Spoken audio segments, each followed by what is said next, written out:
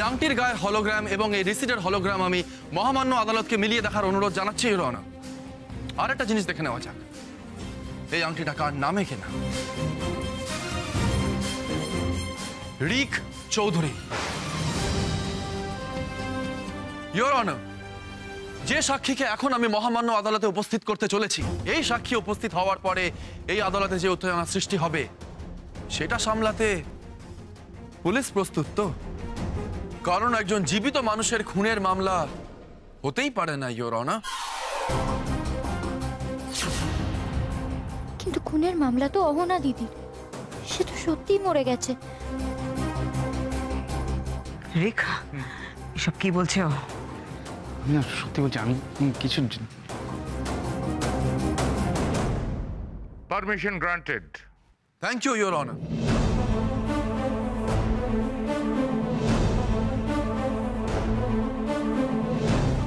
কে আসতেছে সাক্ষী হয়ে?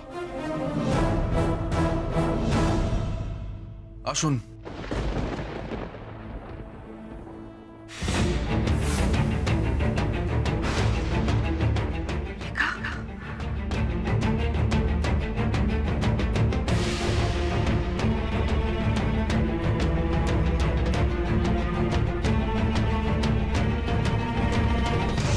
এসো।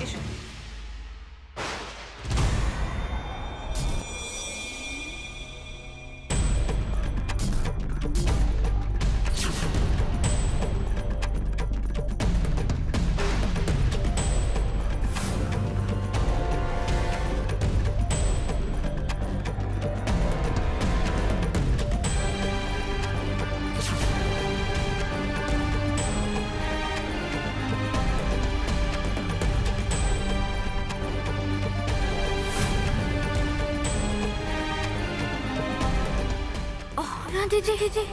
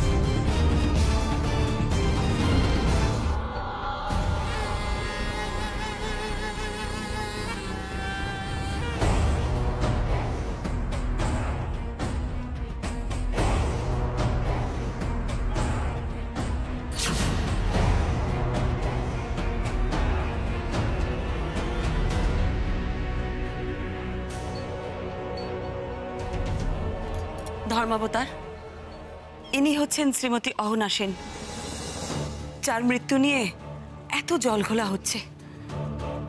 আজ উনি নিজেই এই কেসে সাক্ষী দিতে এসেছেন ধর্মাবতার। ও মাই গড, এ কি? Rick, what is this? What is this? Srimantini Guharoy মজা করতে কোর্টে আসে না। আমি আজ অব্দি একটা কেস হারিনি, আর আজ তোমার জন্য উত্তর দাও। আনসার মি, উত্তর দাও। Don't know ma'am, I just shut up.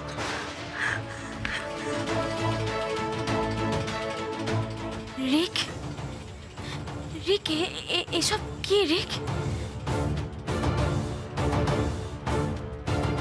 Ahana বেঁচে আছে? রিক তাহলে কি বললো? ও সিধু, মরা মানুষ জ্যান্ত হয়ে ফিরে এলো, তাহলে মামলা কিসের জন্য? কিন্তু এটা কি করে হলো মা?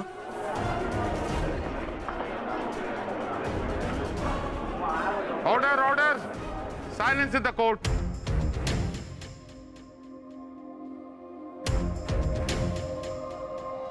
গীতায় হাত রেখে বলুন, যাহা বলিব সত্য বলিব, সত্য বই মিথ্যা বলিব না।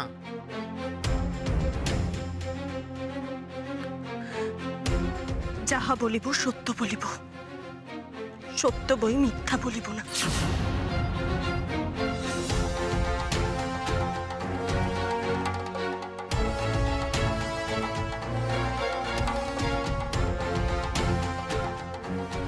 ইওর অনার, আমি অহনা দেবীকে কিছু প্রশ্ন করতে চাই।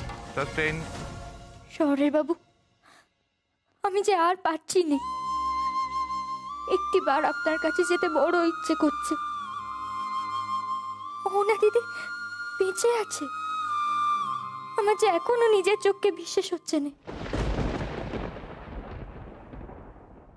অহনা দেবী, যে শপথটা আপনি নিলেন, দয়া করে সেটার মর্যাদা রাখবেন। গড, আমার প্রথম প্রশ্ন, আপনার নাম কি? অহনা চৌধুরী।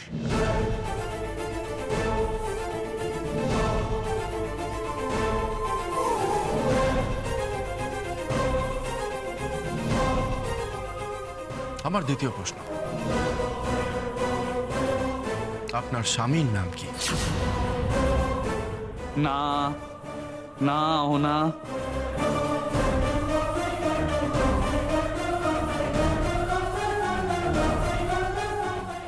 রিক চৌধুরী।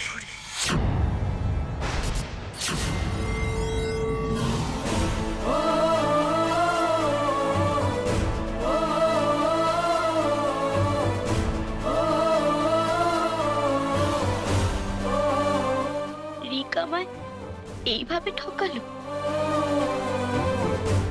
রিক এত বড় একটা চিটিংবাজ? দেখলে মা, দেখলে কত বড় ঠক ছেলে। আমাদের পিয়ালি বিন্দির জীবনটাও নষ্ট করে দিচ্ছিল। তার হয়ে কেস লড়ছিল সীমন্তিনী।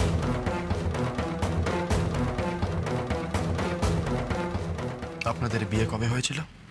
1 বছর আগে মুম্বাইতে।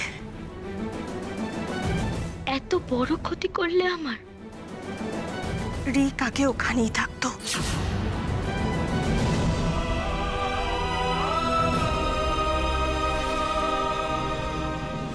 এবার সত্যি কি তা প্রমাণ হয়ে যাবে। জয় মা সিদ্ধেশ্বরী। ইওর অনার, এবার আমি মহামান্য আদালতের কাছে রিক চৌধুরী এবং অহনা চৌধুরীর ম্যারেজ সার্টিফিকেট পেশ করতে চাই।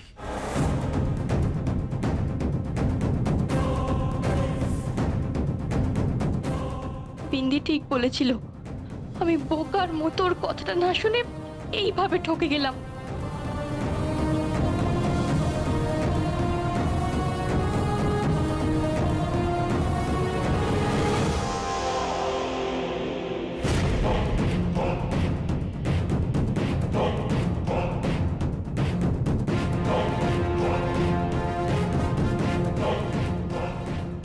তোমায় আর কেউ শাস্তি দিতে পারবে না বিন্দি। আমার জীবনের প্রথম কেস, তোমার জন্য আজ আমি কনফিডেন্স পেলাম বিন্দি।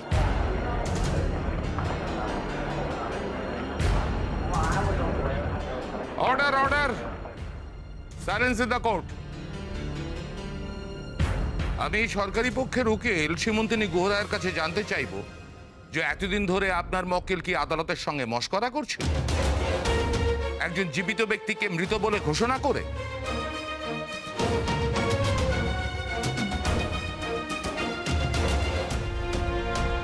এই মার্ডার কেসটির তদন্তকারী অফিসার কারা কারা ছিলেন? পুলিশ কি তদন্ত করেছে?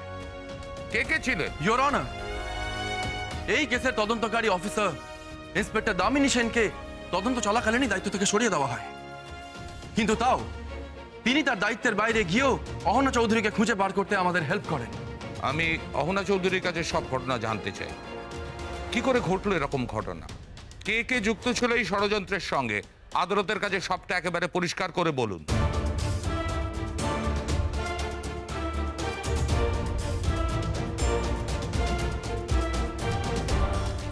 রিককে অন্ধের মতো ভালোবাসতাম আমি। ওর সব কাজে আমি ওর পাশে থাকতাম। এমনকি ও যখন আমাকে বলেছিল একটা বিশেষ কারণে ওকে ওকে কলকাতায় আসতে হবে, আমি সেটাও মেনে নিয়েছিলাম।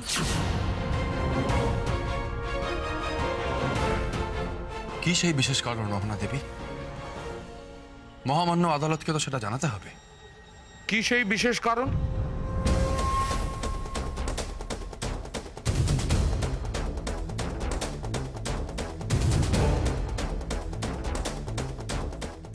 এসব আমি কি শুনছি? আজ ওই রিকের জন্য আমার এত বছরের কেরিয়ার, আমার এত নাম সব শেষ হয়ে যাবে।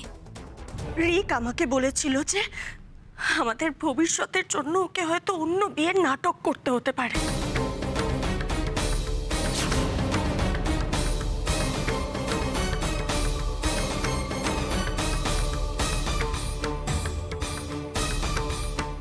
আর তার জন্য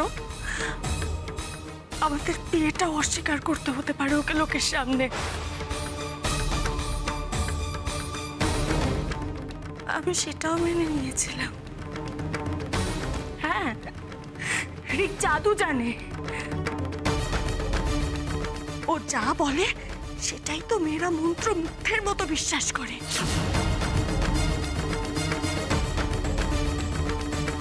পিয়ালিকেও ভালোবেসে বিয়ে করেনি, করেছিল নিজের স্বার্থ সিদ্ধির জন্য।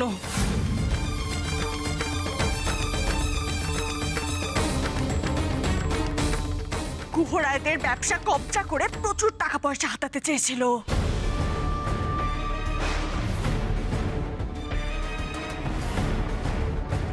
গুহরায়দের সর্বনাশ করতে চেয়েছিল।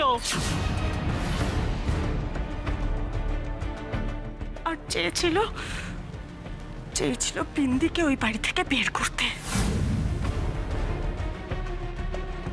এখন বুঝতে পারছি ও শুধু বিন্দিকে বাড়ি থেকে বের করেই ক্ষান্ত হতো না, ও বিন্দিকে নিজের করে পেতে চেয়েছিল।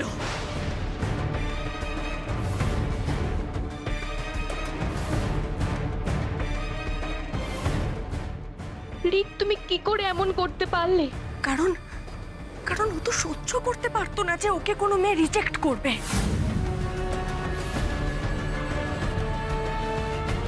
আর বিন্দি তো সেটাই করেছিল। বিন্দি ওর ডাকে সাড়া দেয়নি স্যার।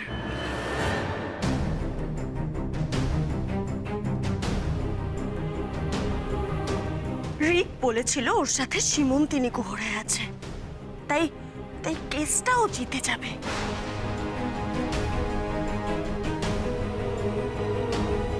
অবজেকশন ইওর অনার, আমার মক্কেল আমাকে যা বলেছে সেই ভিত্তিতে আমি এই কেসটা লড়েছি। Order order. আমি অহনা দেবীর কাছ থেকেই সমস্তটা শুনতে চাই। অহনা দেবী, রিক চৌধুরী কলকাতায় এসে গুহরায় বাড়িতে ঢোকার পর কি হলো? সব শেষ। অহনা এইভাবে আমাকে হারিয়ে দেবে? No no no way. আমি ক্রমশ বুঝতে পারছিলাম যে মানুষটাকে আমি অন্ধের মতো বিশ্বাস করতাম, সেই মানুষটা আমাকে ঠকাচ্ছে। শুধু আমায় নয়, আরো অনেক মেয়েকে ঠকাচ্ছে সে।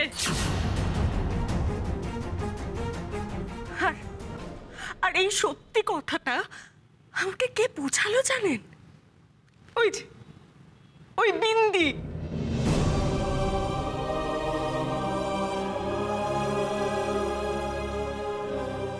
আমার বিশ্বাসের ভালোবাসার এই দাম দিলে তুমি রিক?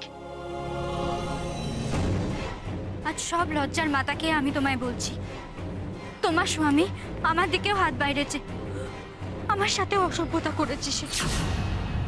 অহনা দিদি, আজ সন্ধ্যেবেলা তুমি একবার আমাদের বাড়িতে আসতে পারবে? সেখানে এসে সবার সামনে তুমি যদি... আমি আসবো। সেই দিন রাতে আমি ঠিক করেছিলাম গুহরায় বাড়িতে যাব আর সবার সামনে সবটা বলে দেব।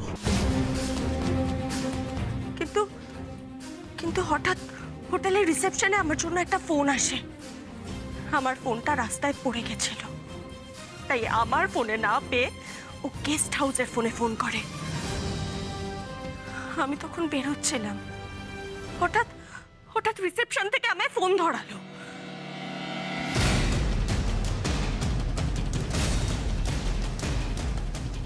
ফোনটা কেন বন্ধ তোমার না? আমার ইচ্ছে। তুমি কিন্তু বেশি উঠছো, হ্যাঁ এত বেশি উড়ো না। রিক কিন্তু প্রয়োজনে ডানা ছাড়তে জানে। নিজের ডানাটা আগে বাঁচাও রিক, তারপর না হয় অন্যেরটা ভেবো। হোয়াট? আমি আসছি রিক, কুহরায় বাড়িতে আসছি। তোমার মুখোশ আমি খুলে দেব রিক। বিন্দি আমাকে সব বলেছে, আমি ওর পাশে দাঁড়াবো। সব সত্যি আমি সবার সামনে আনবো। না বাড়াবাড়ি করছো তুমি। Hello hello. আর রিক তখন নিজের গলার স্বর পাল্টে ফেলে আমাকে 2 মিনিট অপেক্ষা করতে বলে, আর নিজের মাথার দিব্যি দিয়ে দেয়।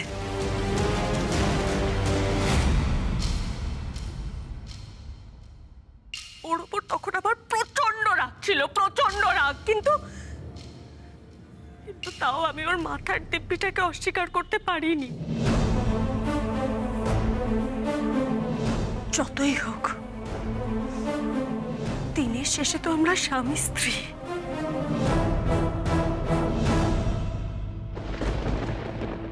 কিন্তু তখনও বুঝিনি যে আমাকে ওই 2 মিনিট অপেক্ষা করতে বলাটাও রিকের একটা ভয়ঙ্কর চাল ছিল।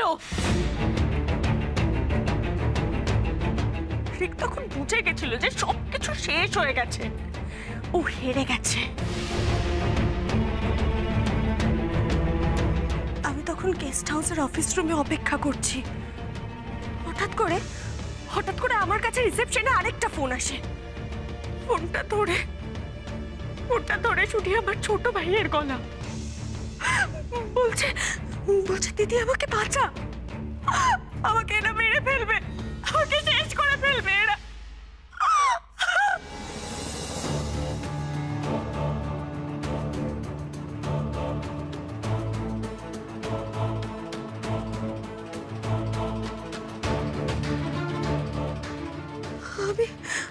আমি খুব ভয় পেয়ে গেছিলাম, খুব।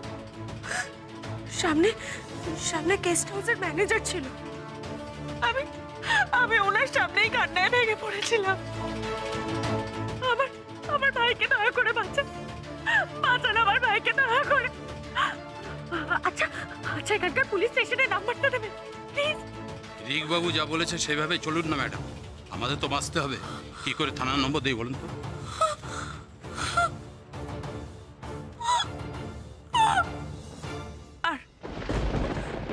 আর তখন আমি বুঝলাম ওরা সবাই ছিল রিকের লোক।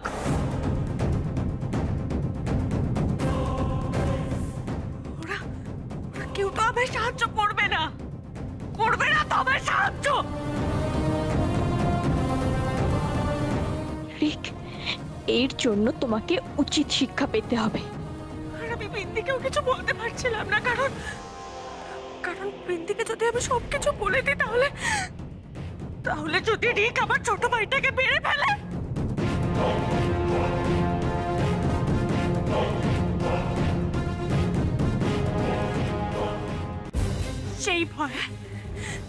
সেই ভয়ে রিক তখন যা বলেছিল আমি তাই করতে শুরু করেছিলাম। বাধ্য হলাম রিকের কথায় মৃত হয়ে থাকতে।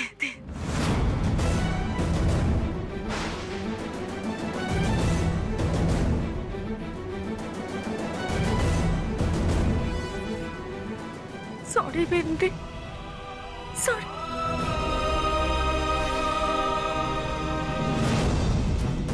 আমি তো ভেবেছিলাম আপনি 7 খুনের আসামিকে বাঁচাতে পারেন।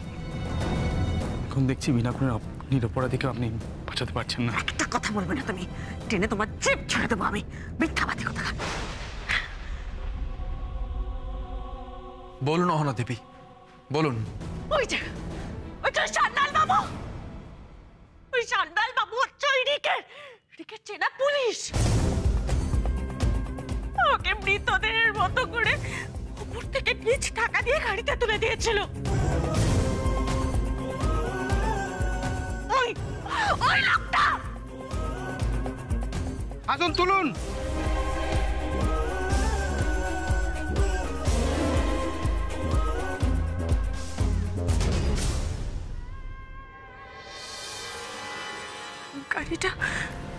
গাড়িটা রওনা দিল। গাড়িটা যাচ্ছিল মর্গের দিকে, আর আর গাড়ির সামনে বসেছিল ওই লোকটা, ওই সান্যাল বাবু। তারপর গেলেন আপনি মর্গে? না, গাড়িটা হঠাৎ থেমে গেল একটা ফাঁকা শুনশান জায়গায়। বের করো, ফাস্ট ফাস্ট। আর সেখানে অন্ধকার একটা জায়গা থেকে বেরিয়ে এলো রিকের আরেক সহকারী অভিক, তার সঙ্গে আরো 2-3টে লোক। উঠুন আপনি। চলো অহনা। ওরা ক্যারি করে নিয়ে এলো আরেকটা চাদরে মোড়া ডেড বডি। রাখো এখানে। নিজেকে বাঁচাতে গেলে অন্যের মারা দেখতে হয় ম্যাডাম। ভয় নেই, এরই পোস্টমর্টম হবে। আর ওই গাড়িতেই তোলা হয় সত্যিকারের ছুরির আঘাত লাগা একটা ডেড বডি।